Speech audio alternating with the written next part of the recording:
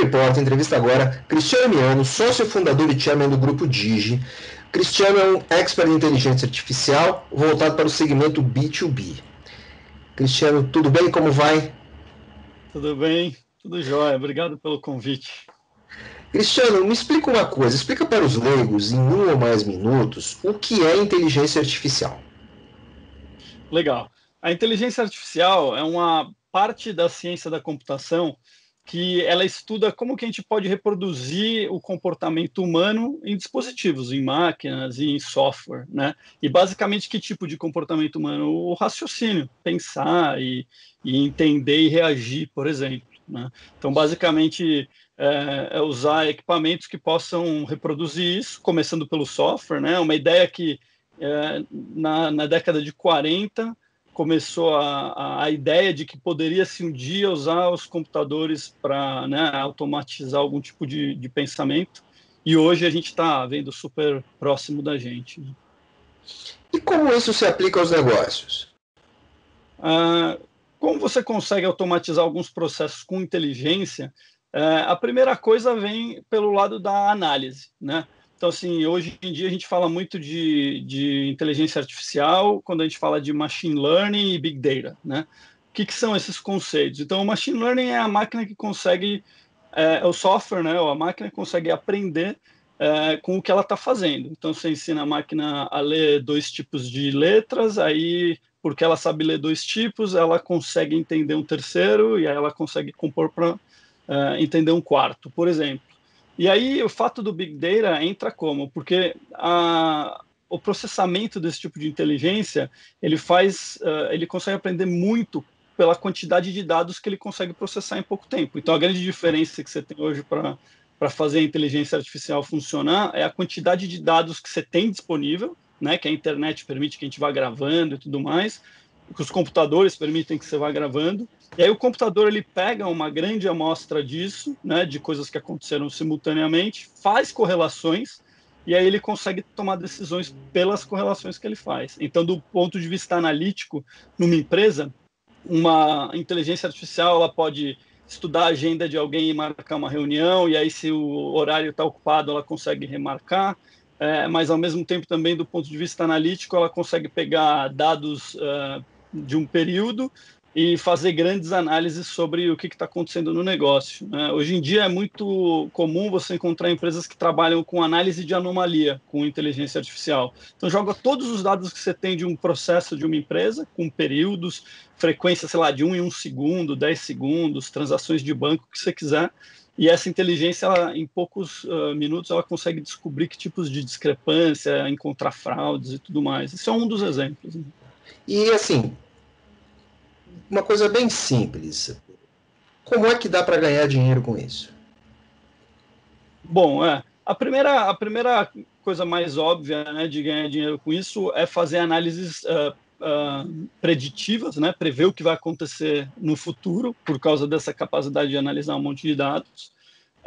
A outra é prescritiva, que é além de você prever o que vai acontecer no futuro, é você conseguir dizer o que é melhor fazer. Então, na área de consultoria, isso é super, né, prático. Imagina, você tem lá um monte de dados, o computador não só diz qual que é a tendência para onde está indo, mas ele ainda te diz quais são as soluções que outras empresas ou você mesmo implementou em outras épocas que funcionariam melhor nesse momento para o objetivo desejado, né?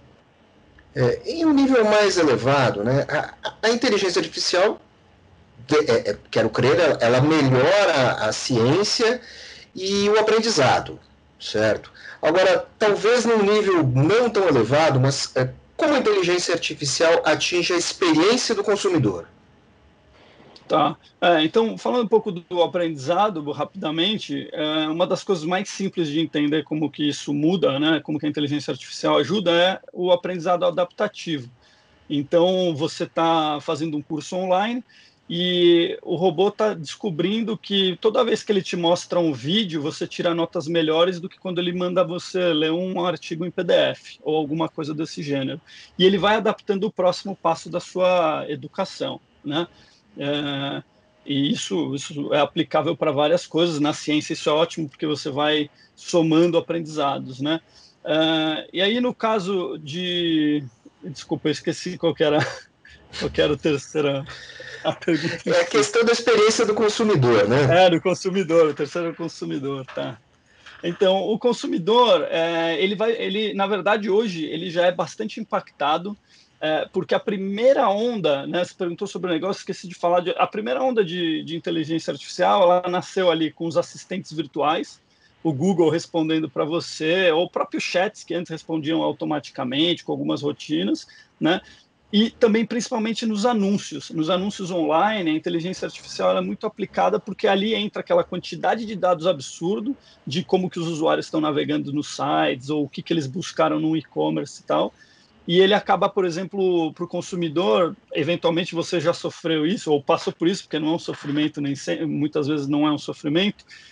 Você estava com o seu celular ligado enquanto você estava numa loja de vinhos, falou o nome de um vinho, quando você chegou na sua casa tinha uma propaganda desse vinho, né? Parece invasivo, parece coisa de cinema, mas muitos aí que estão ouvindo a gente já devem ter passado por isso. Se não passaram por uma experiência assim tão parece surreal, no mínimo fizeram uma busca no Google por, sei lá, um lugar para viajar ou um produto para comprar e começou a receber esses anúncios. Essa é a aplicação principal aí para o consumidor. E como é que pode fazer a vida do consumidor ainda melhor, vamos dizer assim? Então, ela consegue fazer previsões sobre quando que você vai precisar comprar amaciante novamente, ou qual a melhor temperatura para deixar na sua casa, no caso de devices como ar-condicionado.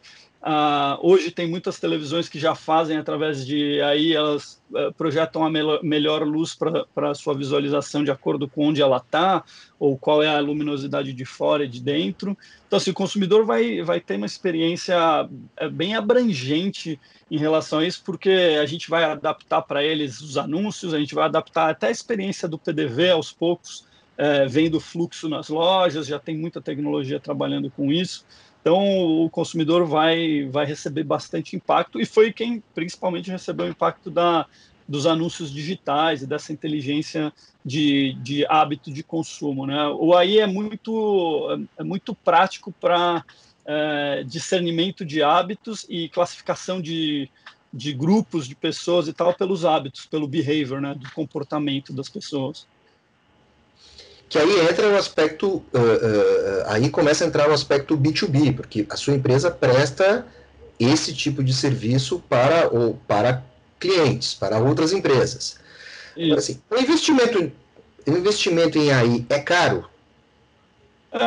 Na verdade, depende para onde você vai levar, mas hoje é muito barato, vamos dizer assim, é muito acessível, né? Então, por exemplo, se você vai instalar um robô de atendimento na sua empresa hoje, o investimento de fazer isso é, às vezes, até mais barato do que contratar uma PA de pessoa, né, humano, físico lá. Então, está bastante acessível hoje, mas você pode ir para aplicações mais complicadas. O que acontece? Processamento, né? Então, o custo hoje de soluções de software de inteligência artificial depende muito da quantidade de processamento que você vai fazer. Porém, tem empresas, né, as grandes empresas de tecnologia, elas já oferecem, né, Facebook, Google, Microsoft, todas essas têm as suas próprias nuvens de inteligência artificial. Quando você contrata, por exemplo, uma hospedagem de site, você teoricamente já tem acesso a todos esses serviços de inteligência artificial a um preço acessível que você paga pelo uso, né? Não é mais fora do comum. E como diferentes grandes empresas, diferentes setores, se valem de inteligência artificial para aprimorar o seu negócio, para aumentar suas vendas? Ou atingir melhor os clientes? Legal, cada setor tem a sua vantagem competitiva, né? Então, assim, por exemplo, setores que geram muitos dados, como cobrança, bancos, etc., eles hoje eles conseguem melhorar muitas coisas, né? Capacidade de gerar crédito, capacidade de cobrar nas horas adequadas, conseguem fazer coisas diversas, né? Outros setores, como a agricultura, conseguem colocar o nível de água adequado para aquela hora, para aquelas plantas e fazer crescer muito melhor, otimizar o crescimento dos grãos ao máximo, utilizando inteligência artificial. Isso aqui que eu estou falando já é coisa que está acontecendo no campo aqui no Brasil, né?